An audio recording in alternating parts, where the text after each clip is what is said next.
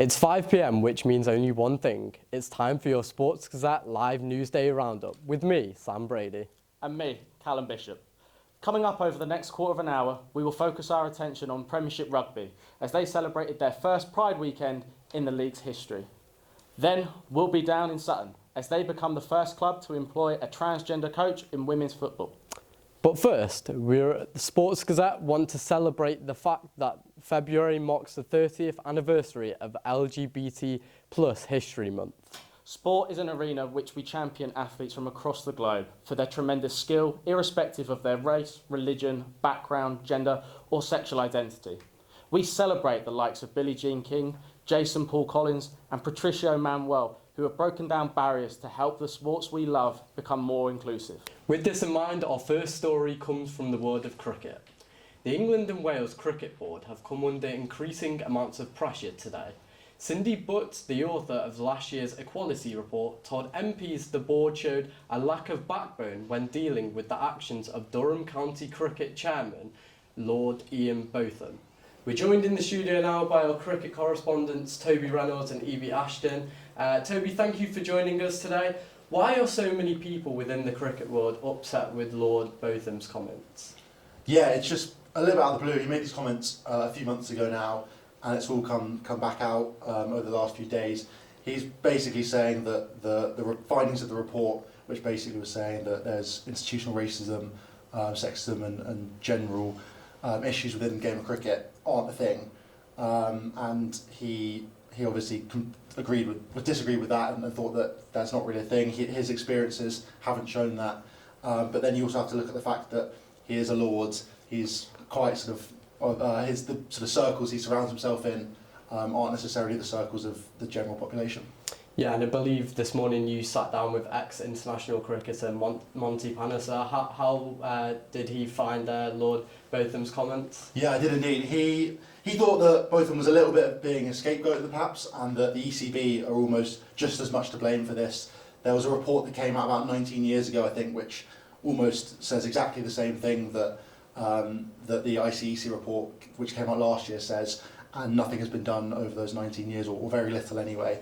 And that a lot more focus perhaps needs to be put on the ECB. But he also says that Botham is in such a sort of privileged position that he can affect so many people around the country, and statements like this aren't going to help encourage people from different backgrounds trying to get into cricket, which really is what it's all about.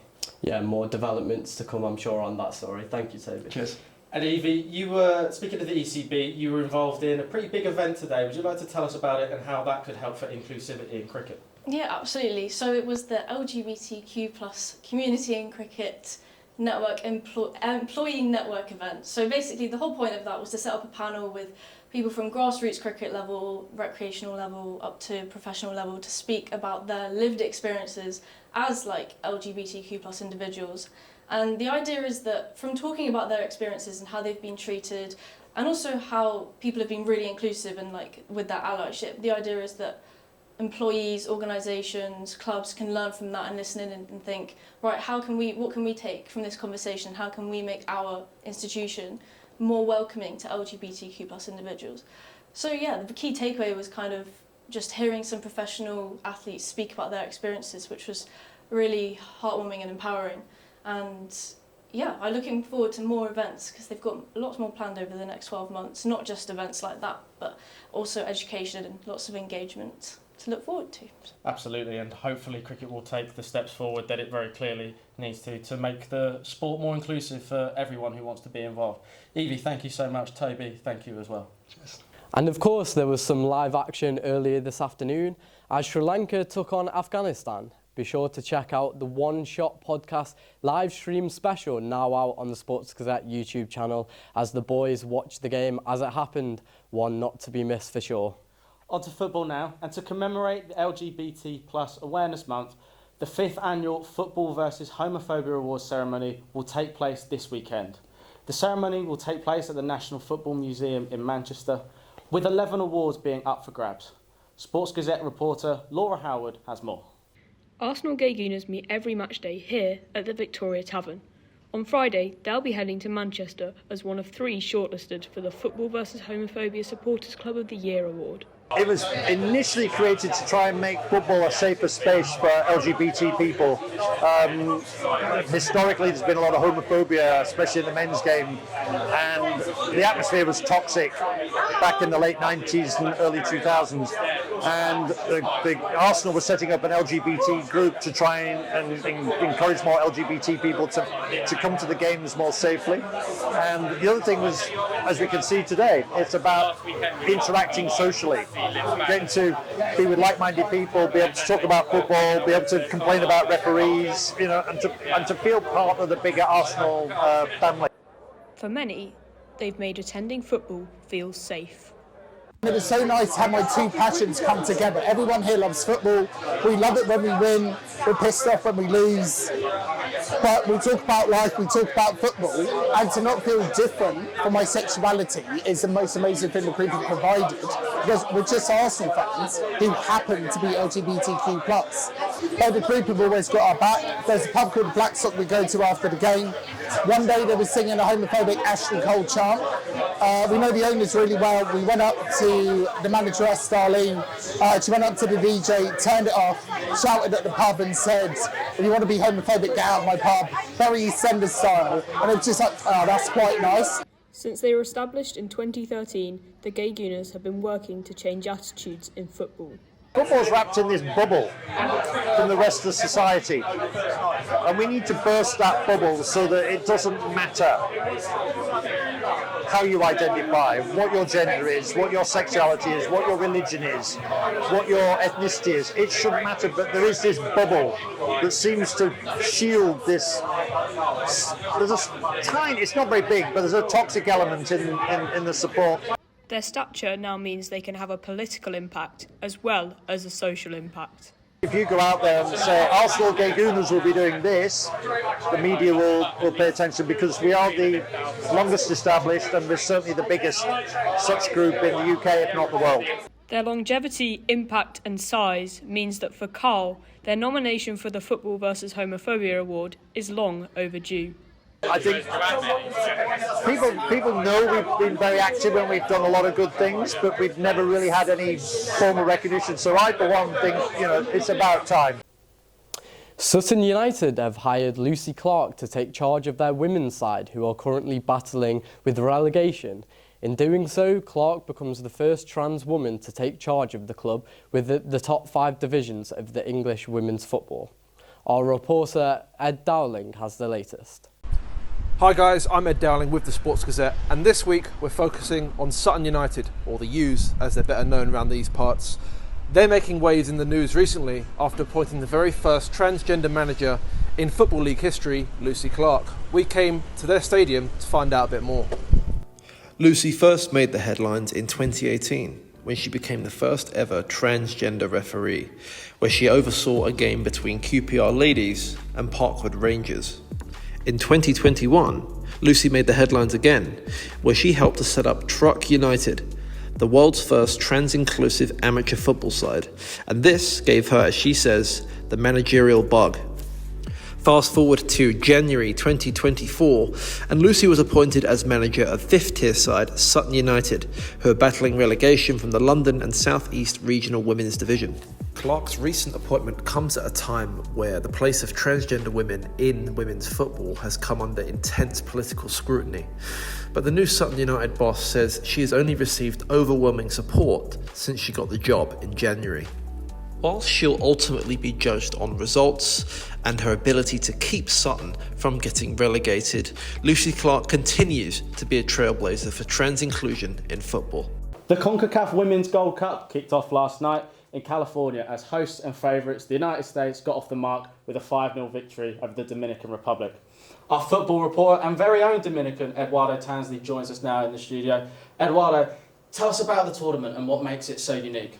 Yeah, so it's the inaugural CONCACAF Women's Gold Cup. This is a competition similar to that of the Euros for UEFA, and it consists of 12 teams from 12 teams, 8 from CONCACAF and 4 from the South American Football Federation.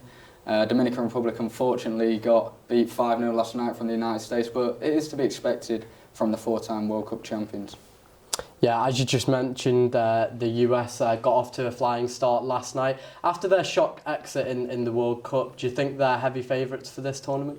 Yeah, definitely heavy favourites, and it's just another opportunity for them to show their talents, as well as the other teams that are there for the first time. So the United States will be looking to dominate as they usually do. Thanks, Eduardo. And finally in football, the first female 11-a-side tournament in Saudi Arabia is also underway. The West Asian Football Women's Championship started on Monday, with Palestine picking up an important victory against Iraq, while tonight, host Saudi Arabia take on Lebanon. Now in rugby, Premiership Rugby, in collaboration with Harlequins, hosted the first ever LGBT plus Pride Rugby weekend at the end of January. Continuing their mission of inclusivity within Rugby Premiership, clubs have partnered with the charity International Gay Rugby to improve education on the challenges gay members face within the sport. Rugby correspondent Henry Ollis-Brown has more. At the end of January, Premiership Rugby introduced their first ever Pride round. This meant that every single match in round 12 was an LGBTQ plus specific Pride fixture. Harlequins have been doing this for years with their annual Pride event, but this is the first time it's been adopted league-wide. The King's Cross Steelers were on hand at Harlequins at the Stoop to hand out flags and just bring the vibes. The King's Cross Steelers, founded in 1995, are the first gay and inclusive rugby club in England. Named after the Pittsburgh Steelers because a few of their fans were actually Steelers fans, they are a member of IGR, which is International Gay Rugby. We spoke to their chairman, Gus Fraser, to hear his thoughts.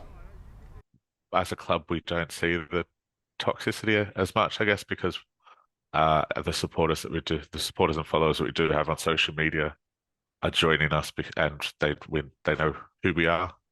But some of the hatred that we did see across the Pride weekend was disgusting, frankly. That we're still seeing that, and even some of the comments as we were handing out Pride flags at the gates from some of the supporters shows that we still have a long way to go.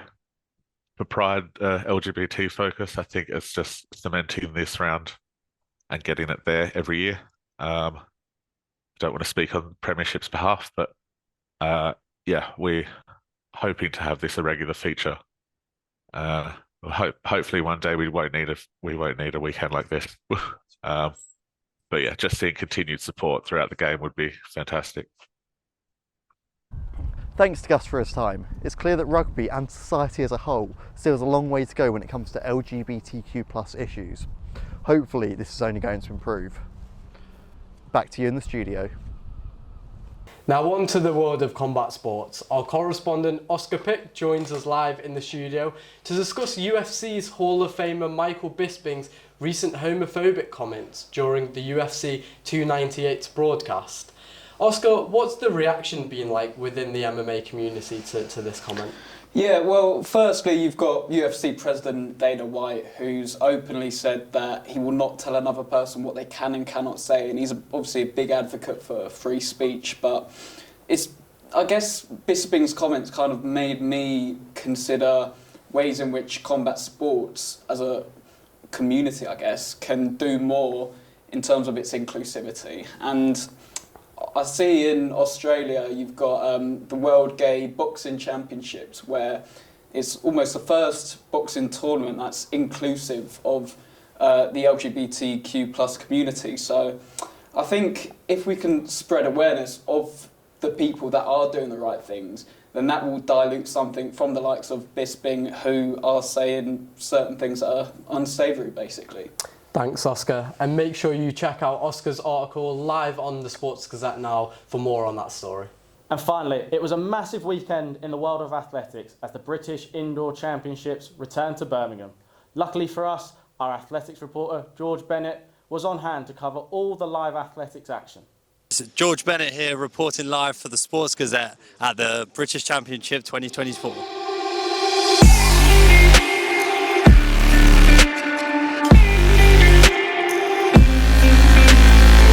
Day 1 got off to a flying start with pole vault favourite Molly Caudry jumping a world lead and new personal best of 4.85 metres. How does that feel to get a 3-in-1? Oh, it's it's amazing. It's almost overwhelming. I think I know that I'm in good shape, but every time that I'm jumping high or jumping at PB, I'm surprising myself. So yeah, it's just a bit unbelievable, to be honest. You were excruciating close today to that British record. Is that on the radar for Glasgow? Absolutely. I think I was a little bit tired towards the end there, and a roller coaster of emotions kind of went on. But yeah, it's definitely in my sights at Worlds. The records aren't the main thing that I'll be focusing on. It will be medals and kind of trying to jump as high as I can, but with that could come records, so yeah, we'll see.